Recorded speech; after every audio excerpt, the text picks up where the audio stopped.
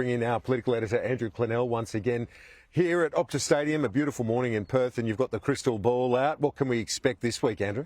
Well, the second debate after our Sky News People's Forum will be next Sunday on Channel 9, it appears. And Channel 7, Kieran, were after a Thursday debate. Doesn't look like that's going to happen, but we are assured, it seems, of a second debate, perhaps after the Liberal launch, unless plans for that launch to be next Sunday are changed and pushed back yet another week. But that seems to be the rough timing.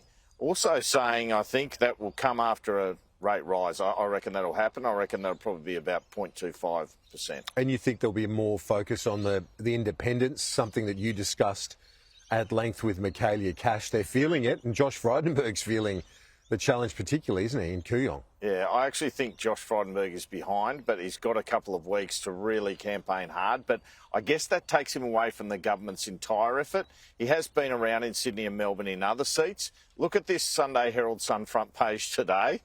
I mean, he says he's in the fight of his life. How about that? So I'm expecting the government to step up their campaigns against the teal independents, given there's 3 or 4 seats that they're really concerned about losing. I think North Sydney and Wentworth are almost gone at this point. Yeah, it's not looking good on that front, is it, for them? And Thursday we've got the debate, the Kooyong People's Forum in Hawthorn, which Sky News will have exclusively. Josh Frydenberg and Monique Ryan, big the moment. independent. It'll be a big moment for the Treasurer, as you said, in the fight of his life on the front page of the Sunday Herald Sun. And then this week as well, you're expecting another former state leader to emerge in a political setting that he hasn't done for a while. It's a day for launches today. Former New South Wales Premier Mike Baird to make his first political speech in years, launching Communications Minister Paul Fletcher's campaign in Bradfield. Fletcher too faces a challenge from a teal independent, Nicolette Belay. So to wrap up the program this morning on a big day for the campaign, what does Albanese need to do today, in your opinion?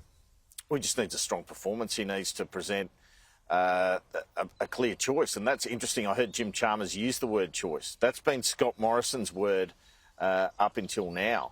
Just like Anthony Albanese in his ads has been saying a better future, the Liberal ads have now taken that future word on board and are saying a stronger future. But I think he needs to look like a Prime Minister. And look, if I was him, frankly, I'd probably make a joke about the day one gaffe, make light of it.